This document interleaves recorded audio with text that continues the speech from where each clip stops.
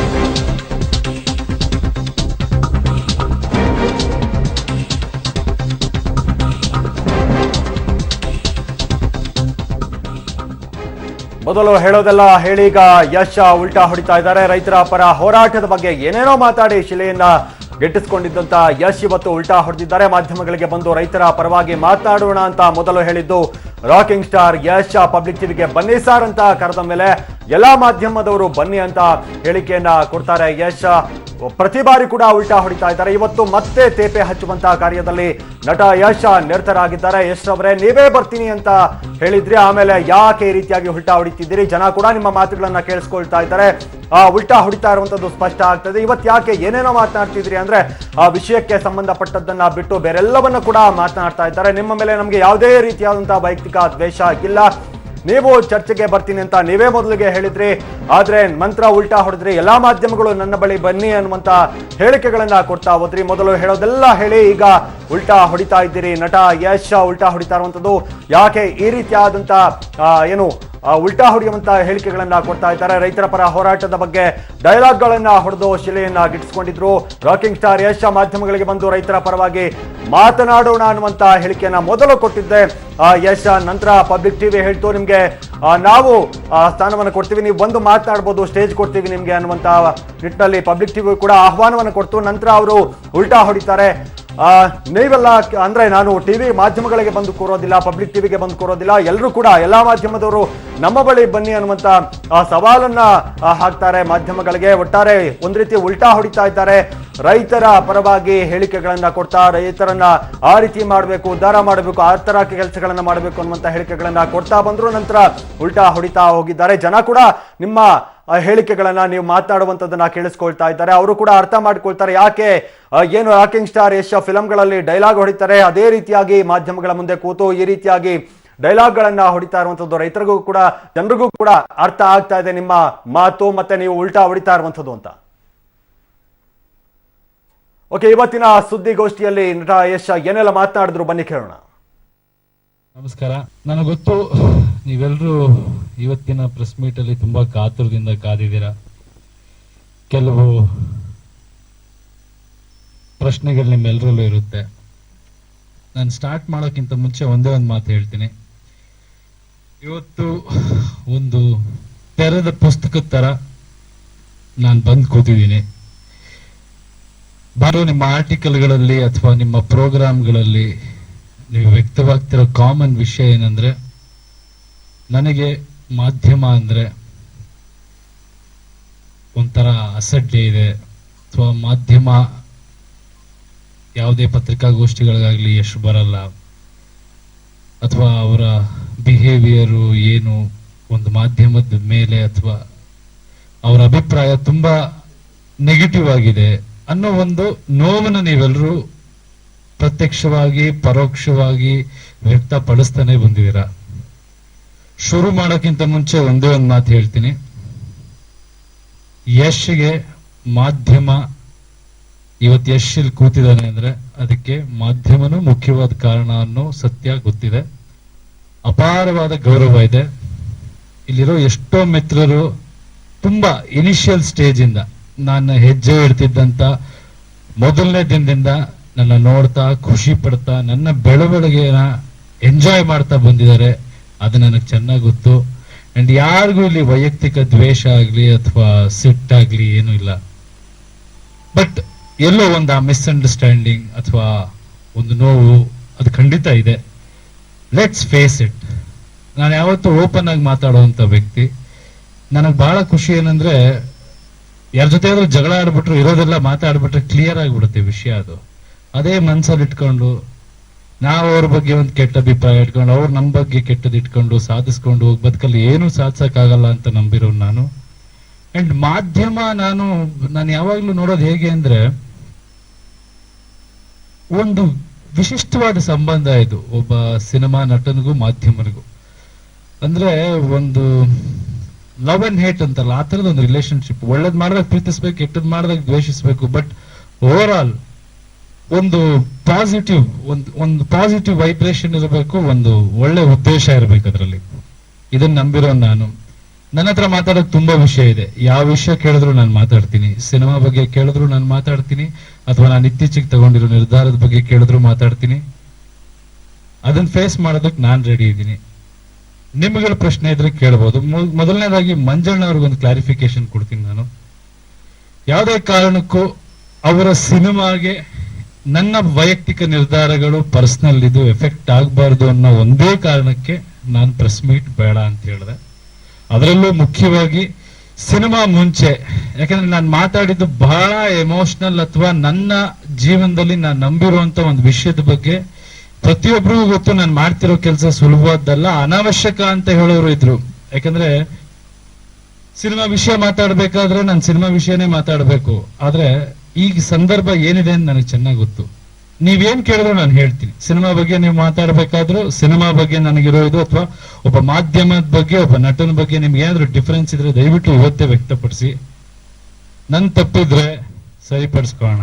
ನನಗೇನಾದ್ರೂ ಮನಸ್ಸಲ್ಲಿ ನನ್ನ ನೋವೇನಿದೆ ಅದನ್ನ ನಿಮ್ಮ ಹತ್ರ ವ್ಯಕ್ತಪಡಿಸ್ತೀನಿ. ಅದು ಕೇಳೋ ಒಂದು ವ್ಯವಧಾನ ಅಥವಾ ನಿಮಗೆ ಆ ಒಂದು ಆಸಕ್ತಿ ಇದ್ರೆ ಖಂಡಿತವಾಗ್ಲೂ ಇದನ್ನ ಇದು ಮಾಡೋಣ. ಇಲ್ಲ ಅಂದ್ರೆ ರೆಗ್ಯುಲರ್ ಪತ್ರಿಕಾಗೋಷ್ಠಿ ತರ ಥ್ಯಾಂಕ್ ಯು, ಸಿನಿಮಾ ಚೆನ್ನಾಗಿದೆ, ನಿಮ್ ಪ್ರೋತ್ಸಾಹ ಸಿಕ್ಕಿದೆ ಅಂತಾನು ಮುಗಿಸ್ಬೋದು. ಉಲ್ಟಾ ಹೊಡೆದಂತ ಯಶ್ ಬಗ್ಗೆ ಒಂದು ಬ್ರೇಕಿಂಗ್ ನ್ಯೂಸ್ ಬರ್ತಾ ಇದೆ. ಎಕ್ಸ್ಕ್ಲೂಸಿವ್ ಆದಂತಹ ಬ್ರೇಕಿಂಗ್ ನ್ಯೂಸ್ ಏನು ಅಂತ ನೋಡೋಣ.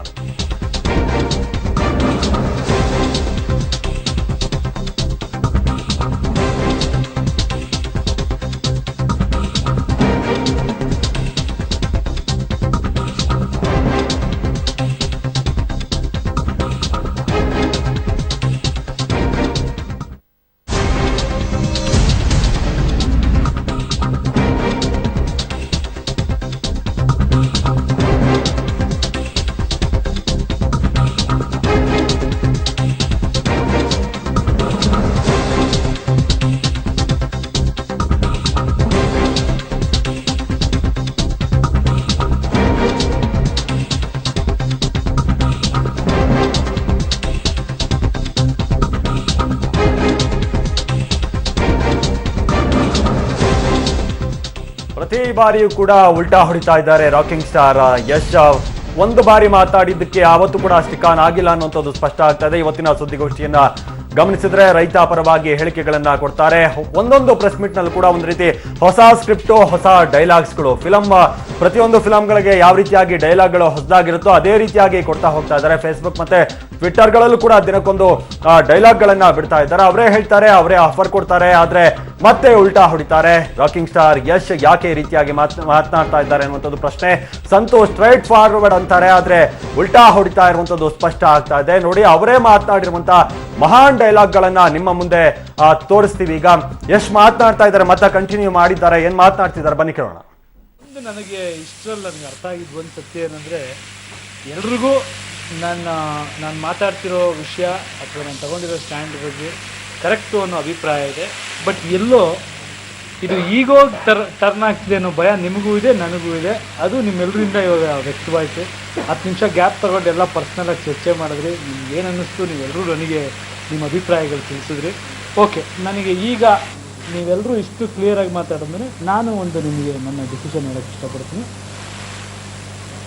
ನಿಮ್ಮ ಚಾನಲ್ಗಳಿಗೆ ನಾನು ಬರೋದ್ರಿಂದ ಆ ವೇದಿಕೆಯಿಂದ 100% ಸಾಲ್ವ್ ಮಾಡ್ಕೋಬೋದು ಅನ್ನೋ ಒಂದು ಅಭಿಪ್ರಾಯ ನೀವು ನನಗೆ ತಿಳಿಸಿದ್ದೀರಾ. ಅದನ್ನು ನಾನು ಗೌರವಿಸ್ತೀನಿ. ನಾನೊಂದು ಕೆಲಸ ಮಾಡ್ತೀನಿ, ಎಲ್ಲ ಚಾನಲ್ಗಳಿಗೂ ನಾನು ಬಂದು ನನ್ನ ಕೈಲಾದ ಮಟ್ಟಿಗೆ ಎಷ್ಟೊತ್ತು ಅರ್ಧ ಗಂಟೆ ಆಗ್ಬೋದು, 1 hour ಆಗ್ಬೋದು, ಅಥವಾ ಚರ್ಚೆಯಲ್ಲಿ ನಾವು ಇನ್ನೂ ಮಾತಾಡ್ಬೋದು ಅಂತಂದರೆ ಖಂಡಿತವಾಗಿ ಕೂತ್ಕೊಂಡು ಎಲ್ಲನೂ ಮಾತಾಡ್ತೀನಿ. ಇದೀರುವಾಗ ಚರ್ಚೆ ಮಾಡೋಣ. ಮೊದಲನೇದಾಗಿ ಪಬ್ಲಿಕ್ ಟಿ ವಿ ಅವರು ನನಗೆ ನಾನು ಕೇಳಿದಂಥ ಪ್ರಶ್ನೆಗೆ ಆಹ್ವಾನ ಕೊಟ್ಟರು. ಅದನ್ನು ನಾನು ಒಂದು ಸಲ ಕ್ಲಿಯರ್ ಮಾಡ್ತೀನಿ ಇವತ್ತು. ಯಾಕಂದರೆ ಫಸ್ಟ್ ನಾನು ಯಾಕೆ ಚಾನಲ್ನ ಕೇಳಿದೆ ಅಂದರೆ ಅದ್ರ ಮುಖಾಂತರ ಬಗೆಹರಿಯುತ್ತೆ ಅಂತ. ಅದಾದಮೇಲೆ ನನಗೆ ರಿಯಲೈಸ್ ಆದ ಫ್ಯಾಕ್ಟ್ ಏನಂದರೆ, ಒಬ್ಬರು ಅಂತ ಹೋದಾಗ ಇದು ಬಗೆಹರಿಯೋಕ್ಕೆ ಸಾಧ್ಯ ಇಲ್ಲ, ಕಷ್ಟ ಆಗುತ್ತೆ. ಸೊ ಒಂದೇ ವೇದಿಕೆಯಲ್ಲಿ ಎಲ್ಲರೂ ಬರಲಿ ಅಂತ ನಾನು ರಿಕ್ವೆಸ್ಟ್ ಮಾಡಿಕೊಂಡೆ. ಅದು ಎಲ್ಲೋ ಈಗೋಗಿ ಟರ್ನ್ ಆಗಿ ಯಾಕೆ ವೇದಿಕೆಗೆ ನಾವು ಬರಬೇಕು, ನೀವು ಬನ್ನಿ, ನಾವು ರೆಡಿ, ನೀವು ಇದೇ ನಡೀತಾ ಇರೋದ್ರಿಂದ ಲೆಟ್ ಅಸ್ ಬ್ರೇಕ್ ಇಟ್. ನಾನೊಂದು ಕೆಲಸ ಮಾಡ್ತೀನಿ, ಈಗ ನಿಮ್ಮ ಚಾನಲ್ಗಳಿಗೆ ನಾನು ಬರ್ತೀನಿ, ಕೂತ್ಕೊಂಡು ಅಲ್ಲಿ ಟ್ರೈ ಮಾಡೋಣ, ಏನಿದೆ ನಾನು ಅರ್ಥ ಮಾಡ್ಕೊಳ್ಳೋಕೆ ಟ್ರೈ ಮಾಡ್ತೀನಿ. ಬಗೆಹರಿಯುತ್ತೆ ಅಂತ ನಾನು ನಂಬಿದ್ದೀನಿ, ಅಥವಾ ನೀವು ನನಗೆ ಹೇಳ್ತಾ ಇದ್ದೀರಾ. ಬಗೆಹರಿದ್ರೆ ಸಂತೋಷ. ಅಕಸ್ಮಾತ್ ಅಲ್ಲಿ ಬಗೆಹರಿದಿಲ್ಲ ಅಂದರೆ ಮತ್ತೆ ನಾನೇನು ಕೇಳಿದ್ದೀನಿ ಅದು ಕೂತ್ಕೊಂಡು ಮಾತಾಡೋಣ. ಬಗೆಹರಿಲಿ ಅನ್ನೋದು ನನ್ನ ಆಸೆ. ಓಕೆನಾ? ಈಗಾಗಲೇ ಕೆಲವು ರೈತ ಮುಖಂಡರು ಭೇಟಿಯಾಗಿದ್ದಾರೆ. ಸಜೆಷನ್ ಕೊಟ್ಟರೆ ನಿಮ್ಮ ಒಂದು ಪ್ಲಾನ್ ಹೇಗೆ ಎಕ್ಸಿಕ್ಯೂಟ್ ಮಾಡೋದು? ಅಲ್ಲ, ಅದನ್ನೇ ಅಲ್ಲಿ ಮಾತಾಡೋಣ. ಈಗ ಮತ್ತೆ ಇದು ಡೈಲ್ಯೂಟ್ ಮಾಡೋಕ್ಕಿಂತ ಎಲ್ಲ ಕೂತ್ಕೊಂಡು ಮಾತಾಡೋಣ. ಯಾಕಂದರೆ ರೈತ ಸಂಘದವರು ಎಲ್ಲರೂ ಹೇಳ್ತಿರೋದು, ಎಲ್ರಿಗೂ ಒಂದು ಕಾಳಜಿ ಇದೆ. ಎಲ್ರಿಗೂ ಸಿನಿಮಾ ನಟನಿಂದ ಅಥವಾ ನನ್ನಿಂದ ಏನೋ ಒಂದು ಎಕ್ಸ್ಪೆಕ್ಟೇಷನ್ ಇದೆ, ಏನು ಮಾಡಬಹುದು, ಇವ್ರ ಶಕ್ತಿಲಿ ಏನೋ ನಡೆಯುತ್ತೆ, ಅವೇರ್ನೆಸ್ ಮಾಡ್ಬೋದು ಅಂತ. ಸೊ ಈ ಥರದ ವಿಷಯಗಳನ್ನ ಮಾತಾಡೋಣ. ಈಗಲಿಂದ ರೆಡಿ. ಈಗ ಊಟ ಮಾಡಿಲ್ಲ, ಊಟ ಮಾಡಿಕೊಂಡು ಶುರು. Okay, thank you. ಓಕೆ, ಅರ್ಧ ಗಂಟೆಯಲ್ಲಿ 2ನೇ ಬಾರಿ ಪ್ರೆಸ್ ಮೀಟ್ ಕರೆದು ಮಾತನಾಡಿರುವಂಥದ್ದು ನಟ ಯಶ್. ಮಾಧ್ಯಮಗಳ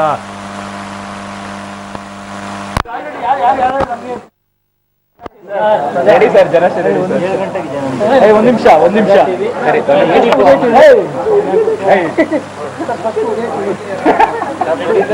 ಒಂದೇ ಒಂದು ರಿಕ್ವೆಸ್ಟ್ ಎಲ್ರಿಗೂ, ಈ ಕಟ್ ಅಂತಿದಂಗೆ ಎಲ್ಲರೂ ನಮಗೆ ಫಸ್ಟ್ ಓದ್ತಿದ್ದೀರಾ. ಯಾರಾದರೂ ಒಬ್ರು ಹಿರಿಯರು ನೀವು ಡಿಸೈಡ್ ಮಾಡಿ, ಇಲ್ಲ ಅಂದರೆ ನಾನೇ ಯಾರಾದರೂ ಕೇಳಿಬಿಟ್ಟು ಈ ಟೈಮ್ಗೆ ಏನ್ಕೋತೀನಿ. ಹೌದು, ಪಬ್ಲಿಕ್ ಟಿ ವಿಯವ್ರು ಫಸ್ಟು ನನ್ನ ಆಹ್ವಾನಕ್ಕೆ ಇದು ಮಾಡಿದ್ರು, ಅದಕ್ಕೆ ಫಸ್ಟ್ ಪಬ್ಲಿಕ್ ಟಿ ವಿಗೆ ನಾನು ಹೋಗ್ತೀನಿ. ಅದಾದಮೇಲೆ ಯಾರು ನೆಕ್ಸ್ಟ್ ಯಾರು ಮಾಡಿದ್ರು ನೋಡ್ತೀವಿ. ಆಯಿತು, ಒಬ್ಬೊಬ್ಬರೇ ಹೋಗ್ತೀನಿ. ದಯವಿಟ್ಟು ಮತ್ತೆ ಇದರಲ್ಲಿ ನಮಗೆ ಫಸ್ಟು ಅಂತ ನನಗೆ ಹೇಳ್ಬಿಡಿ. ಕಷ್ಟ ಇದೆ, ಅರ್ಥ ಮಾಡ್ಕೊಳ್ಳಿ. ಇರೋನು ಒಬ್ಬನೇ ಎಷ್ಟು ಎಲ್ಲ ಕಡೆ ಹೋಗಬೇಕು, ಒಂದೊಂದು ಮೂಲೆಯಲ್ಲಿ ಒಂದೊಂದು ಚಾನಲ್ ಇದೆ, ಎಲ್ಲನೂ ಕವರ್ ಮಾಡ್ತೀನಿ. ಓಕೆನಾ? Thank you.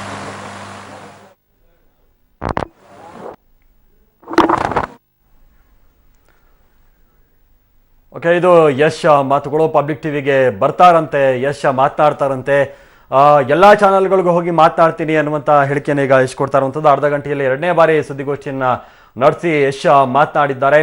ರೈತರ ಪರವಾಗಿ ಸಾಕಷ್ಟು ಡೈಲಾಗ್ಗಳನ್ನು ಹೊಡೆದಿದ್ರು, ಆದರೆ ಪ್ರತಿ ಬಾರಿ ಕೂಡ ಉಲ್ಟಾ ಆಗ್ತಾ ಇತ್ತು. ಇವತ್ತು ಕೂಡ ಏನೇನೋ ವಿಷಯಗಳನ್ನು ಮಾತನಾಡ್ತಾ ಇದ್ರು. ಏನು ಹೇಳ್ತಾರೆ, ಮುಂದಿನ ನಡೆ ಏನು ಯಶ್ ಅವ್ರದ್ದು ಅನ್ನುವಂಥದ್ದು. ಮಾಧ್ಯಮಗಳಿಗೆ ಬರ್ತಾರೆ, ಒಂದು ರೀತಿ ಸಾಫ್ಟ್ ಆಗಿದ್ದಾರೆ ಅನ್ಸುತ್ತೆ. ಅವ್ರಿಗೆ ಗೊತ್ತಾಗಿದೆ ಯಾವ ರೀತಿಯಾಗಿ ನಾನು ಮಾತನಾಡ್ತಾ ಇದ್ದೀನಿ, ಯಾವ ರೀತಿಯಾಗಿ ನಾನು ಹೇಳಿಕೆಗಳನ್ನು ಕೊಟ್ಟಿದ್ದೀನಿ, ಯಾವ ರೀತಿಯಾಗಿ ಎದುರಾಕೊಂಡಿದ್ದೀನಿ ಅನ್ನುವಂಥದ್ದು ಅವ್ರಿಗೂ ಕೂಡ ಗೊತ್ತಾಗಿದೆ ಅನ್ಸುತ್ತೆ. ಒಂದು ರೀತಿ ಸ್ಪಷ್ಟತೆ ಸಿಕ್ಕಿದೆ ಅಂತ ಅನ್ಕೋತೀವಿ. ಅದಕ್ಕೋಸ್ಕರ ಈಗ ಮಾಧ್ಯಮಗಳಿಗೆ ಬರ್ತೀನಿ ಅನ್ನುವಂಥ ಹೇಳಿಕೆಯನ್ನ ಕಡೆಗೆ ಈಗ ಯಶ್ ಕೊಟ್ಟಿರುವಂಥದ್ದು. ಸುದ್ದಿಗೋಷ್ಠಿಯಲ್ಲಿ ಪಬ್ಲಿಕ್ ಟಿವಿ ಬಗ್ಗೆ ಯಶ್ ಮಾತನಾಡಿದ್ದಾರೆ. ಕೊನೆಗೂ ಪಬ್ಲಿಕ್ ಟಿವಿಗೆ ಬರೋದಕ್ಕೆ ಯಶ್ ಒಪ್ಪಿಕೊಂಡಿರುವಂಥದ್ದು.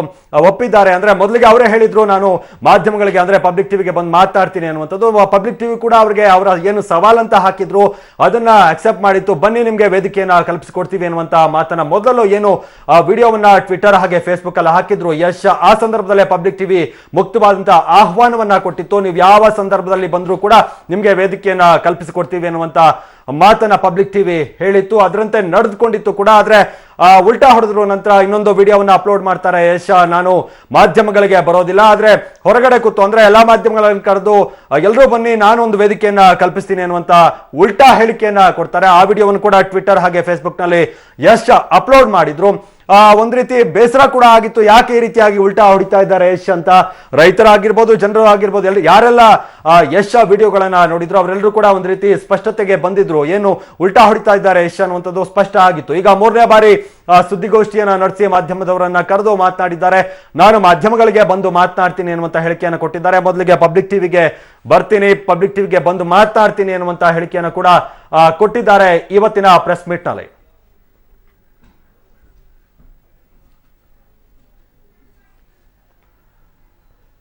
ಓಕೆ, ನಟ ಯಶ್ ಪಬ್ಲಿಕ್ ಟಿವಿಗೆ ಬರ್ತಾರಂತೆ, ಬಂದು ಮಾತನಾಡ್ತೀನಿ, ಮೊದಲಿಗೆ ಪಬ್ಲಿಕ್ ಟಿವಿಗೆ ಬಂದು ಮಾತನಾಡ್ತೀನಿ, ಏನೆಲ್ಲ ಸಮಸ್ಯೆಗಳಿದ್ದಾವೆ, ರೈತರ ಸಮಸ್ಯೆಗಳು, ನೀರಿನ ಸಮಸ್ಯೆಗಳು, ಅವೆಲ್ಲವನ್ನು ಕೂಡ ಮುಕ್ತವಾಗಿ ಚರ್ಚೆ ಮಾಡೋಣ, ಒಂದು ರೀತಿ ಸಾಲ್ವ್ ಆಗಬೇಕು ಅನ್ನುವಂತ ನಿಟ್ಟಲ್ಲಿ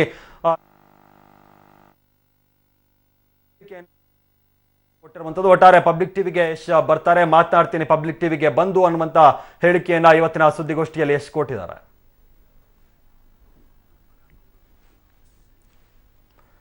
ನಟ ಯಶ್ ಸ್ಯಾಂಡಲ್ವುಡ್ ನ ರಾಕಿಂಗ್ ಸ್ಟಾರ್ ಸಿನಿಮಾದಲ್ಲಿ ಸಾಕಷ್ಟು ಡೈಲಾಗ್ ಗಳನ್ನ ಹೊಡೆದಿದ್ರು. ಹಾಗೂ ಟ್ವಿಟರ್ ಹಾಗೆ ಫೇಸ್ಬುಕ್ ಅಲ್ಲೂ ಕೂಡ ಸಾಮಾಜಿಕ ಜಾಲತಾಣ ಒಂದೇ ಒಂದು ರಿಕ್ವೆಸ್ಟ್ ಎಲ್ರಿಗೂ, ಈ ಕಟ್ ಅಂತಿದಂಗೆ ಎಲ್ಲರೂ ನಮಗೆ ಫಸ್ಟ್ ಓದ್ತಿದ್ದೀರಾ. ಯಾರಾದರೂ ಒಬ್ರು ಹಿರಿಯರು ನೀವು ಡಿಸೈಡ್ ಮಾಡಿ, ಇಲ್ಲ ಅಂದರೆ ನಾನೇ ಯಾರಾದರೂ ಕೇಳಿಬಿಟ್ಟು ಈ ಟೈಮ್ಗೆ ಏನು ಕೊಡ್ತೀನಿ. ಹೌದು, ಪಬ್ಲಿಕ್ ಟಿವಿಯವ್ರು ಫಸ್ಟ್ ನನ್ನ ಆಹ್ವಾನಕ್ಕೆ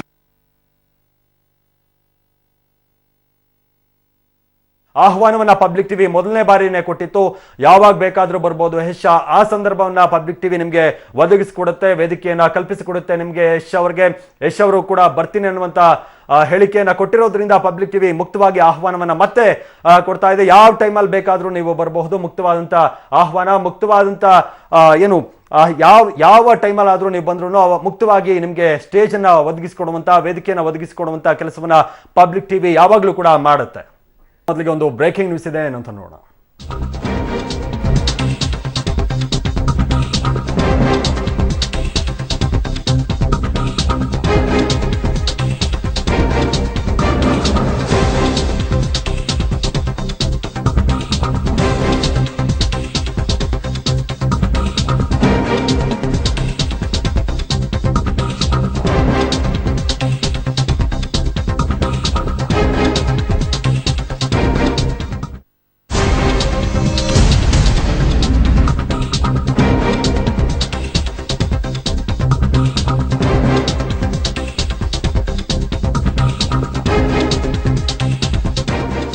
ನಟ ಯಶ್ ಪಬ್ಲಿಕ್ ಟಿವಿಗೆ ಬರೋದಕ್ಕೆ ಒಪ್ಪಿದ್ದಾರೆ. ಹೀಗಾಗಿ ಮೊದಲು ರೈತರ ಪರ ಚರ್ಚೆ ನಡೆಸೋದಕ್ಕೆ ಪಬ್ಲಿಕ್ ಟಿವಿಗೆ ಹೋಗ್ತೀನಿ ಅಂತ ಇವತ್ತು ಸುದ್ದಿಗೋಷ್ಠಿಯಲ್ಲಿ ಯಶ್ ಹೇಳಿರುವಂಥದ್ದು. ರೈತರ ಪರ ಮಾತುಕತೆಗೆ ಪಬ್ಲಿಕ್ ಟಿವಿಗೆ ಹೋಗೋದಾಗಿ ಹೇಳಿಕೆಯನ್ನ ಕೊಟ್ಟಿದ್ದಾರೆ ಯಶ್. ಪಬ್ಲಿಕ್ ಟಿವಿ ಕೂಡ ಮುಕ್ತ ಆಹ್ವಾನವನ್ನ ಕೊಟ್ಟಿದೆ ಯಶ್ಗೆ. ಇಂದು ನಡೆದಂತ ಸುದ್ದಿಗೋಷ್ಠಿಯಲ್ಲಿ ಪಬ್ಲಿಕ್ ಟಿವಿಗೆ ನನ್ನ ಮೊದಲ ಆದ್ಯತೆ ಅಂತ ಯಶ್ ಹೇಳಿದ್ದಾರೆ. ಮೊದಲು ನನ್ನ ಮಾತಿಗೆ ಮೊದಲು ಸ್ಪಂದಿಸಿದ್ದು ಪಬ್ಲಿಕ್ ಟಿವಿ. ಯಾರೇ ಜನಪರವಾಗಿ ಮಾತನಾಡಿದ್ರು ಅವರ ಹಾಗೆ ಸ್ಪಂದನೆಯನ್ನ ಯಾವತ್ತೂ ಕೂಡ ಪಬ್ಲಿಕ್ ಟಿವಿ ಕೊಡ್ತಾನೆ ಹೋಗುತ್ತೆ. ಹೀಗಾಗಿ ಮೊದಲು ರೈತರ ಪರ ಚರ್ಚೆ ನಡೆಸೋದಕ್ಕೆ ಪಬ್ಲಿಕ್ ಟಿವಿಗೆ ಹೋಗ್ತೀನಿ ಅನ್ನುವಂತ ಹೇಳಿಕೆಯನ್ನ ಕೊಟ್ಟಿದ್ದಾರೆ ಯಶ್. ಪಬ್ಲಿಕ್ ಟಿವಿ ಕೂಡ ಮುಕ್ತವಾದಂತ ಆಹ್ವಾನ ಕೊಟ್ಟಿತ್ತು, ಮುಕ್ತವಾದಂತ ವೇದಿಕೆಯನ್ನ ಕಲ್ಪಿಸ್ತೀವಿ ಅನ್ನುವಂತ ಭರವಸೆಯನ್ನ ಅವರ ಮೊದಲ ಏನು ಹೇಳಿಕೆಯಲ್ಲೇ ಕೊಟ್ಟಿತ್ತು. ಈಗ ಯಾವಾಗ ಬರ್ತಾರೆ ಯಶ್ ಅನ್ನುವಂಥದ್ದು, ಯಾವಾಗ ಬಂದರೂ ಕೂಡ ವೇದಿಕೆಯನ್ನ ಪಬ್ಲಿಕ್ ಟಿವಿ ಕಲ್ಪಿಸಿಕೊಡುತ್ತೆ. ಮೊದಲು ನನ್ನ ಮಾತಿಗೆ ಸ್ಪಂದಿಸಿದ್ದು ಪಬ್ಲಿಕ್ ಟಿವಿ ಅನ್ನುವಂತ ಹೇಳಿಕೆಯನ್ನ ಸುದ್ದಿಗೋಷ್ಠಿಯಲ್ಲಿ ಯಶ್ ಕೊಟ್ಟಿರುವಂಥದ್ದು. ಹೀಗಾಗಿ ಮೊದಲು ರೈತರ ಪರ ಚರ್ಚೆ ನಡೆಸೋದಕ್ಕೆ ನಾನು ಪಬ್ಲಿಕ್ ಟಿವಿಗೆ ಹೋಗ್ತೀನಿ ಅನ್ನುವಂತ ಹೇಳಿಕೆ ಕೊಟ್ಟಿದ್ದಾರೆ ಸುದ್ದಿಗೋಷ್ಠಿಯಲ್ಲಿ. ರೈತರ ಪರ ಮಾತುಕತೆಗೆ ಪಬ್ಲಿಕ್ ಟಿವಿಗೆ ಬರೋದಕ್ಕೆ ನಟ ಯಶ್ ಒಪ್ಪಿರುವಂಥದ್ದು. ಅವರೇ ಮೊದಲು ಆಹ್ವಾನ ಮಾಡಿದ್ರು, ನಾನೇ ಬರ್ತೀನಿ ಅನ್ನುವಂತ ಹೇಳಿಕೆ ಕೊಟ್ಟಿದ್ರು. ಆಗ ಮುಕ್ತವಾದಂತ ಆಹ್ವಾನವನ್ನ ಕೊಟ್ಟಿತ್ತು ಪಬ್ಲಿಕ್ ಟಿವಿ ಕೂಡ. ನೀವು ಯಾವಾಗ ಬೇಕಾದ್ರೂ ಬರ್ಬೋದು, ನಿಮ್ಗೆ ವೇದಿಕೆಯನ್ನ ಕಲ್ಪಿಸಿಕೊಡುವಂತ ಕೆಲಸ ಪಬ್ಲಿಕ್ ಟಿವಿ ಮಾಡುತ್ತೆ ಅನ್ನೋದನ್ನ. ಓಕೆ, ಯಶ್ ಏನ್ ಮಾತನಾಡಿದ್ರು ಬನ್ನಿ ಕೇಳೋಣ. ಫಸ್ಟ್ ಓದ್ತಿದ್ದೀರಾ. ಯಾರಾದರೂ ಒಬ್ರು ಹಿರಿಯರು ನೀವು ಡಿಸೈಡ್ ಮಾಡಿ, ಇಲ್ಲ ಅಂದರೆ ನಾನೇ ಯಾರಾದರೂ ಕೇಳಿಬಿಟ್ಟು ಈ ಟೈಮ್ಗೆ ಏನು ಕೊಡ್ತೀನಿ.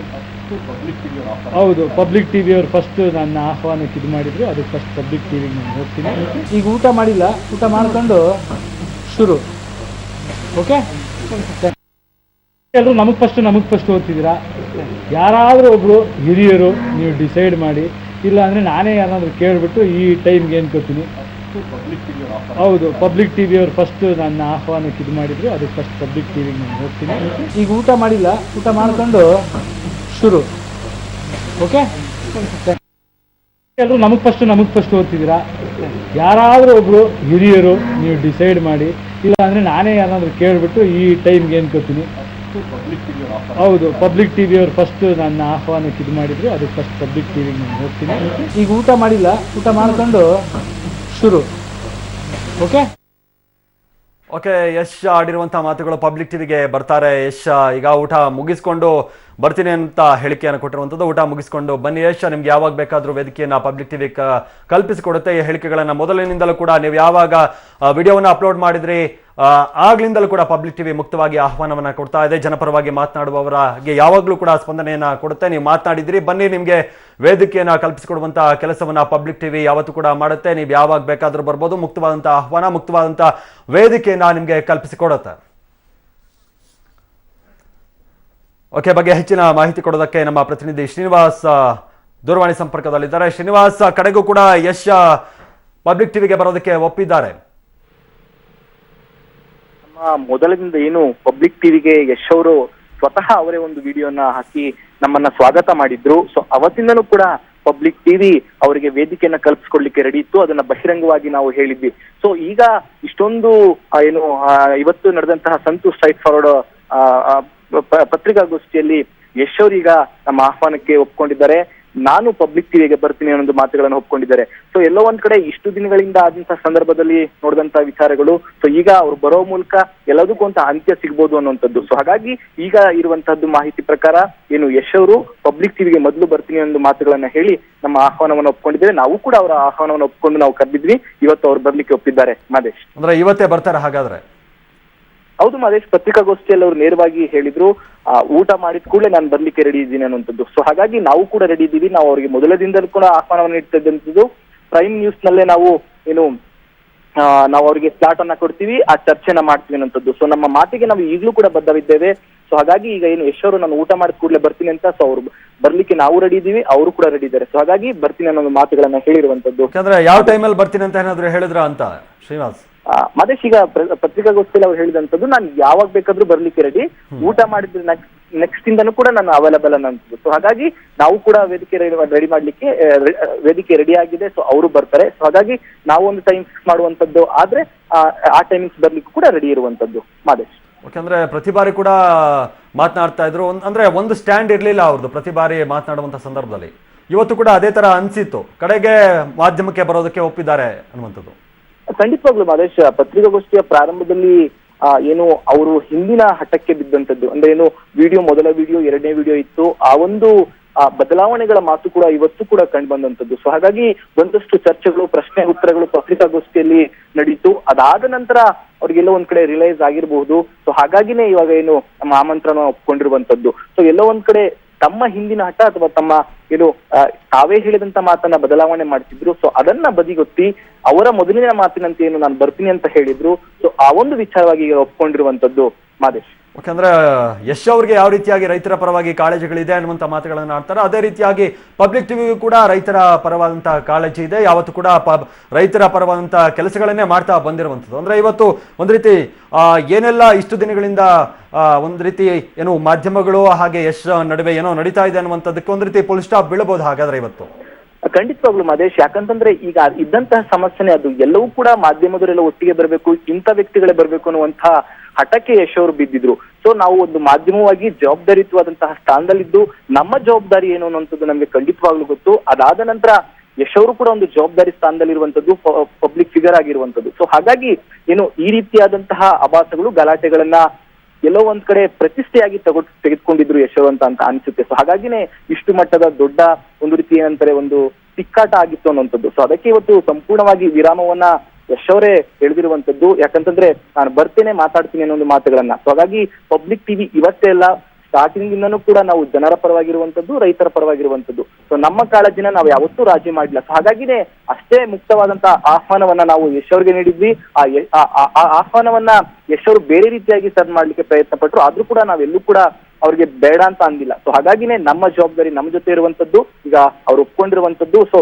ಎಲ್ಲೋ ಒಂದ್ ಕಡೆ ಈ ರೀತಿಯಾದಂತಹ ಇಷ್ಟು ದಿನಗಳಿಂದ ಗುದ್ದಾಟ ನಡೀತಿದ್ದು, ಅದಕ್ಕೆ ಒಂದು ಅಂತಿಮವಾದಂತಹ ಒಂದು ಎಂಡ್ ಕಾಣುವಂತಹ ಸಾಧ್ಯತೆ ಇದೆ.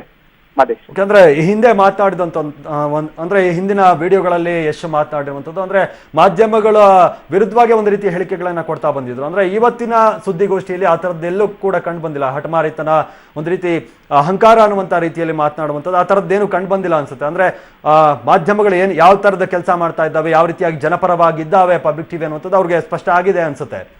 ಖಂಡಿತವಾಗ್ಲೂ ಮಾದೇಶ್, ಪ್ರಾರಂಭದಲ್ಲಿ ಅವರೇನು ಮೊದಲು ವಿಡಿಯೋನ ಅಪ್ಲೋಡ್ ಮಾಡಿದ್ರು, ಆ ವಿಡಿಯೋದಲ್ಲಿ ಇದ್ದಂತಹ ಮಾತಿನ ದಾಟಿ ಇವತ್ತಿನ ಪತ್ರಿಕಾಗೋಷ್ಠಿಯಲ್ಲಿ ಇದ್ದಂತಹ ದಾಟಿ ಭಾರಿ ಡಿಫರೆನ್ಸ್ ಆಗಿತ್ತು.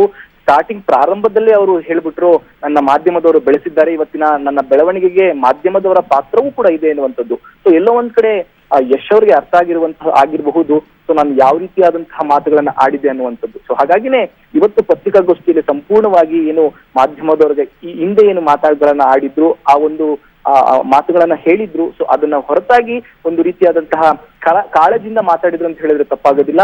ಒಂದು ಅರ್ಥಪೂರ್ಣವಾದಂತಹ ಪ್ರಶ್ನೋತ್ತರಗಳು ನಡೆದು, ಸೊ ಹಾಗಾಗಿನೇ ಕೊನೆಯದಾಗಿ ಅಲ್ಟಿಮೇಟ್ ಆಗಿ ಅವರು ಒಪ್ಕೊಂಡಿರುವಂತದ್ದು ಇವತ್ತು ಏನು ಚರ್ಚೆಗೆ ಬರುವಂತದ್ದು. ಸೊ ಹಾಗಾಗಿನೇ ನಾವು ಮುಕ್ತ ಆಹ್ವಾನವನ್ನ ನಾವು ಪತ್ರಿಕಾಗೋಷ್ಠಿಯಲ್ಲಿ ಅವ್ರಿಗೆ ನೀಡಿದ್ವಿ. ಇದಕ್ಕಿಂತ ಮುಂಚೆ ರಂಗನಾಥ್ ಸರ್ ಕೂಡ ಅದನ್ನ ನೇರವಾಗಿ ನೀಡಿರುವಂತದ್ದು. ಸೊ ಹಾಗಾಗಿ ಪಬ್ಲಿಕ್ ಟಿವಿ ಯಾವತ್ತೂ ಕೂಡ ಜನರ ಪರವಾಗಿ, ರೈತರ ಪರವಾಗಿ ಇರುತ್ತದೆ.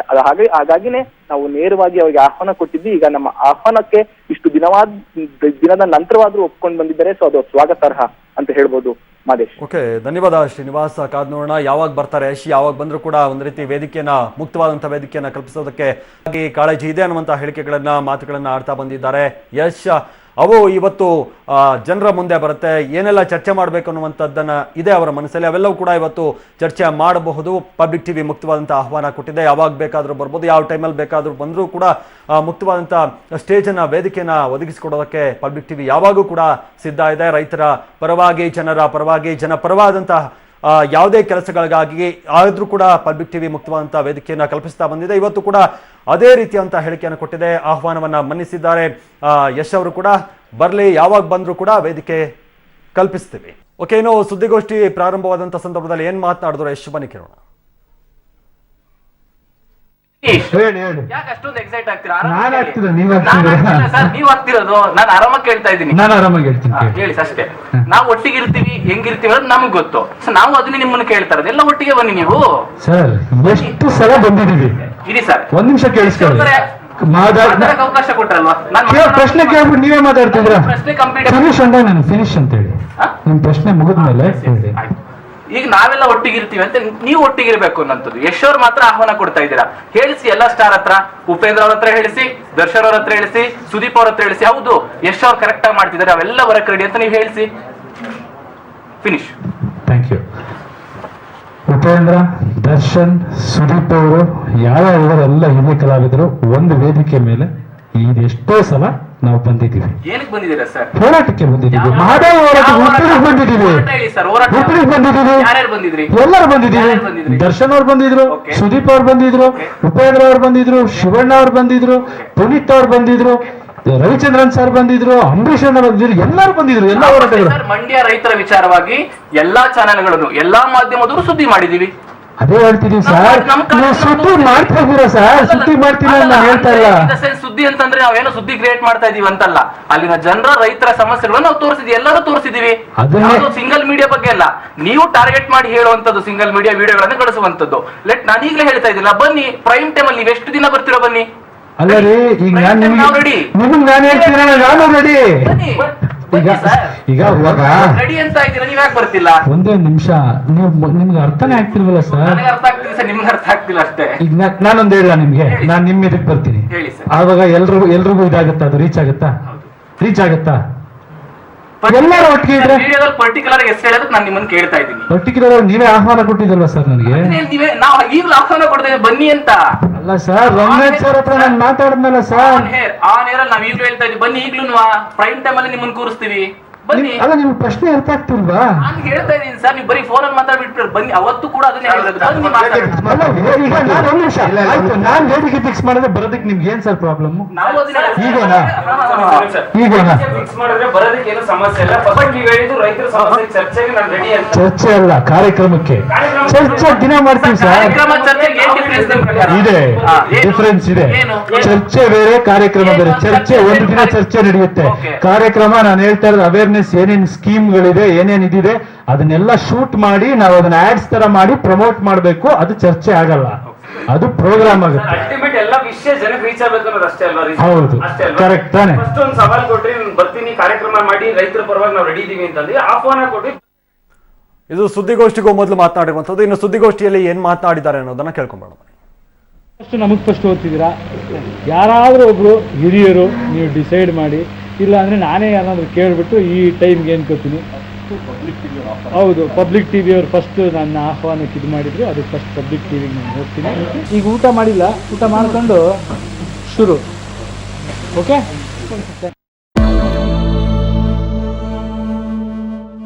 ಅಕ್ರಮ ಗಣಿಗಾರಿಕೆ ಪ್ರಕರಣದಲ್ಲಿ ಸಿಬಿಐನಿಂದ ಅರೆಸ್ಟ್ ಆಗಿದ್ದ ಮಾಜಿ ಮಂತ್ರಿ ಜನಾರ್ದನ ರೆಡ್ಡಿ ಪ್ರವೇಶವನ್ನ ಮಾಡಿದ್ದಾರೆ. ಕೊನೆಗೂ ತಮ್ಮ ಮೌನವನ್ನ ಮುರಿದಿದ್ದಾರೆ. ಗಣಿ ಕೇಸಲ್ಲಿ ಸಿಬಿಐ ಅರೆಸ್ಟ್ ಮಾಡಿದ್ದಕ್ಕೆ ಪರೋಕ್ಷವಾಗಿ ಸಿಬಿಐ ಹಾಗೂ ಕಾಂಗ್ರೆಸ್ಗೆ ತಿರುಗೇಟು ಕೊಟ್ಟಿದ್ದಾರೆ. ಸಮಾನ ಹುದ್ದೆ ಸಮಾನ ಪಿಂಚಣಿ ಜಾರಿಗೆ ಆಗ್ರಹಿಸಿ ಪ್ರತಿಭಟನೆ ನಡೆಸುತ್ತಿದ್ದ ನಿವೃತ್ತ ಯೋಧ ಆತ್ಮಹತ್ಯೆಗೆ ಶರಣಾಗಿದ್ದಾರೆ. ಹರಿಯಾಣ ಮೂಲದ ರಾಮ್ ಕಿಶನ್ ಗ್ರೇವಾಲ್ ಆತ್ಮಹತ್ಯೆಗೆ ಶರಣಾದವರು. ಇವರು ಸಮಾನ ಹುದ್ದೆ ಸಮಾನ ಪಿಂಚಣಿಗೆ ಆಗ್ರಹಿಸಿ ದೆಹಲಿಯ ಜಂತರ್ ಮಂತರ್ನಲ್ಲಿ ನಡೆದಿದ್ದ ಪ್ರತಿಭಟನೆಯಲ್ಲಿ ಭಾಗವಹಿಸಿದ್ರು.